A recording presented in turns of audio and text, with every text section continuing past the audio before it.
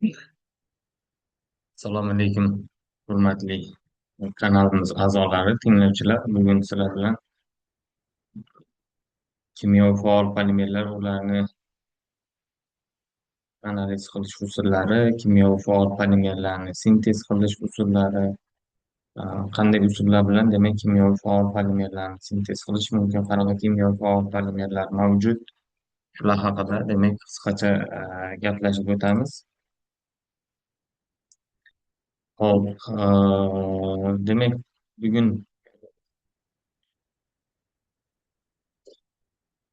ko'radigan maqsadlarimiz polielektrotlar sinflanishi, polielektrotlarni quyma elektrotlardan farqi, polielektrotlarda ion muvozanati, polielektrotlarni bo'kishi, ionitlar klassifikatsiyasi va hokazo ma'lumotlar bilan tanishamiz. Demak, polielektrotlar nima va polielektrotlar qanday moddalar polielektrotlar hisoblanadi? Demak, polielektrolitlar asosan monomer zvenosida elektrolitik dissosiatsiya xususiyatiga ega bo'lgan funksional guruh saqlagan polimerlarga polielektrolitlar deyiladi. Demak, bu polielektrolitlarning yana bitta nomi desak ham bo'ladi yoki yana bitta atalishi o'sha makromolekuladagi ionlarga dissosiyalanadigan funksional guruhlar ionlarga dissosiyalansa makroionlar hosil bo'ladi. Demak, makroionlar makroion hosil qiluvchi polimerlar deb atash ham mumkin. Endi biz bilamizki, o'sha molekulalar ionlarga dissosiyalangandan keyin yoki birikmalar ionlarga dissosiyalangandan keyin demak hosil bo'lgan ionning zaryad xususiyatiga qarab turib bo'linishi mumkin kationga, anionga. Endi bu yerda polimerlarda demak makromolekula zanjirida, ya'ni makromolekula uzun zanjirida o'sha funksional guruh ionlarga dissosiyalanganligi sababli makro ionlar deb nomlanadi. Endi agar tarkibida demak musbat zaryadli ion hosil qiluvchi funksional guruh saqlagan bo'lsa, bunaqa elektrolitlar makrokation hosil qiladi. Agar tarkibida musbat zaryadlangan guruh saqlaydi, ya'ni dissosiyalanganda musbat zaryadli zarrachalarni, ya'ni zaryadli guruhlarni hosil qiluvchi makromolekulalarga dissosiyalangandan keyin makro anionlar hosil qilishi mumkin. Endi yana bitta qiziq tomoni shundaki, polielektrolitlarda, ya'ni elektrolitik xususiyatga ega bo'lgan polimerlarda tarkibida bir vaqt o'zida ham kation ham anion hosil qiluvchi funksional guruh saqlashi mumkin. Bunaqa polielektrolitlarga poliamfalitlar deb yuritiladi. Endi tarkibida qanday funksional guruh saqlagan polimerlar qaysi elektrolitik xususiyatga ega bo'lishi haqida gaplashib o'tamiz. Demak, o'zi polielektrolitlar klassifikatsiyasi o'sha kelib chiqishiga ko'ra, olinishiga ko'ra, demak, sintetik, tabiiy, sun'iy bo'lishi mumkin. Misol uchun, sintetik polielektrolitlarga biz misol qilib olishimiz mumkin.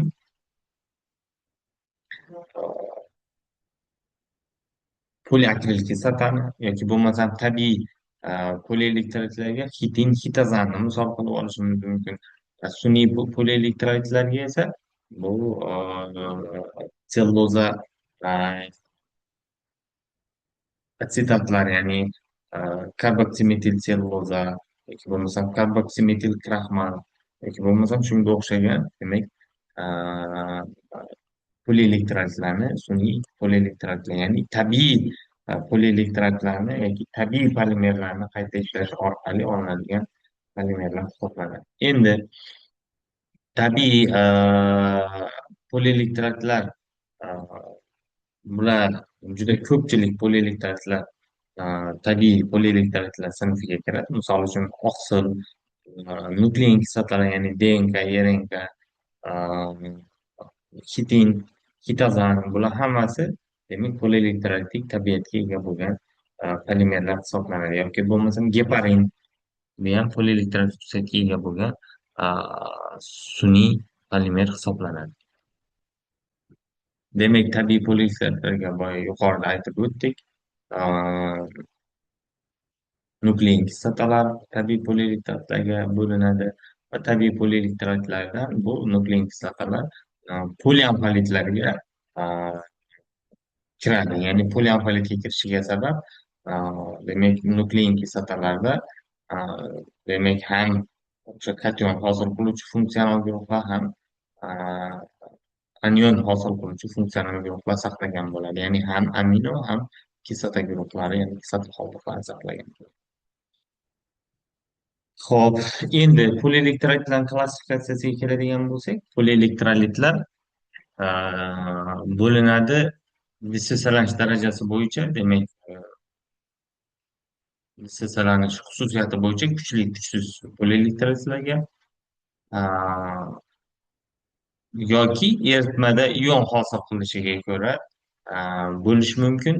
Polikislotalar, poliasoslar, poliamfalitlar, polituzlarga bo'lishi mumkin.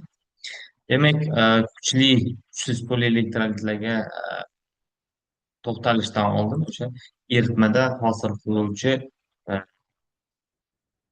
ion turiga qarab turib, demak, polikislota, polituz, poliasos va poliamfalitlarga to'xtaladigan bo'lsak, polikislotalar bu polielektrolitlarni bir sinfi bo'lib, demak, tarkibida organik kislota va noorganik kislota qoldiqlari saqlagan polikislotalar bular polielektrolitlarning demak polikislotalar sinfiga mansub bo'ladi va bularga eng oddiy misol poliakril kislota, polimetakril kislota yoki bo'lmasam polifosfat kislota va shunga o'xshagan kislotalarni biz misol qo'yib olishimiz mumkin. Albatta, bu polikislotalar o'sha eritmada lissensiялanish orqali, misol uchun poliakril kislota bo'ladigan bo'lsa, poliakril kislota karboksil anionini hosil qiladi va o'zida elektrolitik xususiyatni namoyon qiladi.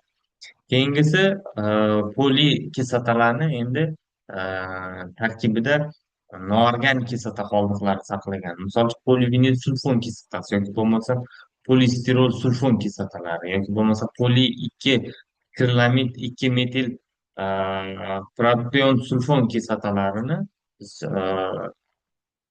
misol qilib olishimiz mumkin. Demak, bu kislotalar tarkibida noorganik kislota qoldig'i, ya'ni sulfat kislota qoldig'ini saqlaganligi uchun demak polikislotalarga misol bo'ladi. Endi yuqorida o'tgan demak tarkibida karboksil guruh saqlagan polikislotalar odatda kuchsiz polikislotalar hisoblanadi. Tarkibida noorganik kislota qoldig'i saqlagan polikislotalar esa kuchli polikislotalar hisoblanadi. Keyingisi poliasoslar. Demak, poliasoslar poliamforitlarni yana bir sinfi hisoblanadi va poliasoslar asosan tarkibida demak soz xossasini namoyon qiluvchi amino guruh saqlagan polimerlarga aytiladi va bular asosan tarkibida birlamchi, ikkilamchi amin, uchlamchi amin yoki bo'lmasam azotli gidrotsiklik halqa saqlagan polimerlar demak poliasoslar hisoblanadi. Misol uchun tarkibida agar birlamchi bularga misol qilib oladigan bo'lsak, polivinilamin yoki polivinil poli 4 vinilpiridin yoki bo'lmasam dimetil aminoetil metakrillar yoki bo'lmasam poli-NN dimetil aminoetil krillamid yoki bo'lmasam polietilen imin chiziqlisi yoki polietilen poliamin tarmoqlangan, ya'ni choklangan shakli polietilen imin tarmoqlangan shaklda bo'lishi mumkin. Demak, bular tarkibidagi asos guruhlarning xususiyatiga qarab turib kuchli poliasoslar, kuchsiz poliasoslar hisoblanadi. Asosan tarkibida birlamchi va ikkilamchi amino guruh hamda azotli gidrotsiklik halqa saqlovchi poliasoslar kuchsiz poliasoslarga misol bo'ladi. Uchlamchi yoki to'rtlamchi amino guruh saqlagan poliasoslar bular kuchli poliasoslar sinfiga kiradi. Ya'ni kuchli poliasoslar o'sha noorganik kimyo kursidan ma'lum. Demak, to'liq lisenziyalanish xususiyatiga ega bo'lgan moddalar hisoblanadi. Endi polituzlar aynan o'sha yuqorida aytib o'tgan polikislota va poliasoslarni e, tuz holatidagi birikmalari polituzlar hisoblanadi. Misol uchun bunga misol qilib aytishimiz mumkin. E, Poliakrilik kislota, poliakrilik kislotani natriyli tuzi bu polikislotaga misol bo'ladi va bu polituz lisenziyalanigan bo'lsa, eritma muhiti asosiy muhitga ega bo'ladi. Chunki gidrolizlanish natijasida o'sha karboksil guruhlari kislota ko'rinishiga, natriy esa gidroksid ko'rinishiga o'tib turib, ya'ni bu yerda natriy gidroksid asosiyligi juda kuchli bo'lganligi sababli eritma muhiti demak kislotali bo'lmasdan asosiy muhitda bo'ladi. Yoki bo'lmasam keyingi polituz polivinil aminni demak xlorid kislota bilan tuzi, ya'ni polivinil ammoniy xlorid. Bu gidrolizlanish orqali hosil bo'lgan, misol uchun e, polivinil ammoniy va xlorid kislota hosil bo'lganligi uchun demak bu yerda ikkita e, xususiyatga ega bo'lgan sistemadan demak xlorid kislotani kislotaliligi kuchli bo'lganligi uchun eritma muhiti kislotali muhitga ega bo'ladi. Yoki boshqa xususiyatga ega bo'lgan demak e, polituzlarni misol qilib olishimiz mumkin. Endi poli asoslarni dissosialanishi albatta o'sha noorganika ustidan farqli ravishda asosan asoslar o'sha tarkibida gidroksid guruh saqlagan saqlovchi metallarni e, birikmalari asoslar bo'ladi. Endi bu yerda o'sha poli asoslarda tarkibida mini guruh saqlagan asosiylik xossasini namoyon qiluvchi azotdagi xususiy elektron juftlar hisobiga bo'lganligi uchun demak poliasoslar asosan o'sha amin saqlovchi poliasoslar hisoblanadi va bular suv eritmaga tushganda o'sha ammoniy kation holatda va OH anion holatda hosil bo'ladi. O'shaning uchun poliasos ko'rinishida mavjud bo'ladi. Xo'p, polielektrotlarni demak polielektrolit xususiyatli polimerlarni olinish usullari. Endi polielektrolitik xususiyatli polimerlarni olinishiga keladigan bo'lsak, bu juda ko'p usullar bilan sintez qilish mumkin. Polielektrolitik xususiyatga ega bo'lgan polimerlarni sintez qilish mumkin. Radikal polimerlanish yoki bo'lmasam boshqariladigan barqaror erkin radikal polimerlash, ya'ni SFRP yoki bo'lmasam ATRP, ya'ni atom transfer radikal polimerlanish yo'li bilan yoki bo'lmasam raft polimerlanishi bilan yoki bo'lmasam kimyoviy modifikatsiyalash, sopolimerlanish, polikondensatlanish, mexanik modifikatsiyalash usullari yordamida demak polielektrolitik xususiyatga ega bo'lgan polimerlarni biz sintez qilishimiz mumkin ekan. Demak, bunday polimerlarni sintez qilish turli xil hozirgi kunda zamonaviy usullari mavjud va bulardan eng ko'p qo'llanadigani shu boshqariladigan radikal polimerlanish va kimyoviy modifikatsiyalash usullari eng keng qo'llaniladigan usullardan hisoblanadi. Demak, polielektrolit xossali polimerlarni xususiyatiga keladigan bo'lsak, poliamfalitlar, demak bu poliamfalitlar juda ham qiziq xususiyatga ega bo'lgan polimerlar hisoblanadi. Ya'ni tarkibida ham asos xossa, ham kislota xossani beruvchi, namoyon qiluvchi funksional guruh saqlagan polimerlar, bular poliamfalitlar hisoblanadi va poliamfalitlar o'sha tirik organizmlar tarkibida uchraydigan polielektrolitlarning asosiy qismini va muhim vazifalarni bajaradigan polielektrolitlardan hisoblanadi. Misol uchun organizmimizdagi mavjud bo'lgan barcha elektrolitlar poliamfalitik xossaga ega bo'lgan polielektrolitlar hisoblanadi. Ya'ni poliamfalitlar demak tarkibida ham asos, ham kislota xossasini namoyon qiluvchi funksional guruhlarni saqlagan polimerlar hisoblanar ekan. Bunga misol qilib, misol sintetik poliamfalitlarga misol qilib oladigan bo'lsak, demak statistik sopolimer holatda bo'ladi. Asosan 4 vinil piridin va metakrit kislotasi sopolimer. Demak, bu poliamfalitik xususiyatga ega bo'lgan polielektrolit hisoblanadi. Yoki bo'lmasa tabiiy poliamfalitlar, oqsillar. Misol uchun mana oqsillar ko'radigan bo'lsak, o'sha peptid bog'larda tarkibida o'sha amino guruh bo'lganligi uchun hamda misol uchun oqsillar hosil bo'lishida monoamino dikarbon kislotali yoki bo'lmasam tarkibida mm, sistin aminokislotalar ishtirokida bo'ladigan bo'lsa tarkibida karboksil guruhdan tashqari yana gidrosulfid guruhlarini ham saqlovchi poliamfalitlar mavjud bo'lishi mumkin. Yoki bo'lmasam nuklein kislotalar. Nuklein kislotalarda azotli asos qismi, ya'ni pirin va pirimidin asoslari tarkibida, ya'ni adenin, guanin, sitozin, timin, uratsillar tarkibidagi amino guruh hisobiga asosiy xosani namoyon qilsa, fosfat kislota qoldig'i tarkibidagi o'sha pishiqcha bo'lgan, ya'ni e, fosfat kislotada uch negizli kislota bo'lganligi uchun ikki kislota OH guruhlari, demak, bir qismi uglevod qoldig'i, ikkinchi qismi azotli asosga birikadigan bo'lsa, uchinchi kislotalik xossasini beruvchi guruh erkin holatda kislotalik xossalarni namoyon qilishi mumkin. Mana bu nuklein kislotalarda e, ham asos ham kislota xossalarini saqlagan